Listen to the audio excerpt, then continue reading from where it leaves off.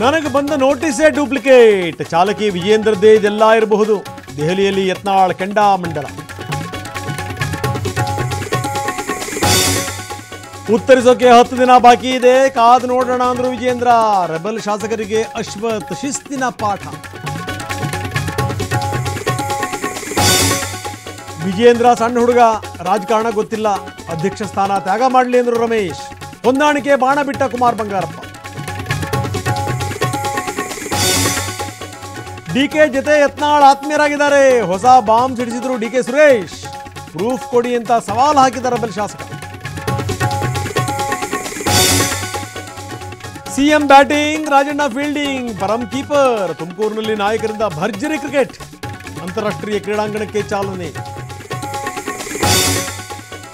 ಮುನಿ ಮೇಲೆ ಮತ್ತೊಂದು honey trap ಆರೋಪ. ಮಾಜಿ ಕಾರ್ಪೊರೇಟರ್ಗೆ ಖೆಡ್ಡ ತೊಡೆದಿರ ಮುನಿರತ್ನ. ಪೊಲೀಸರ ಭಾಗಿ ಬಗ್ಗೆ ಉಲ್ಲೇಖ.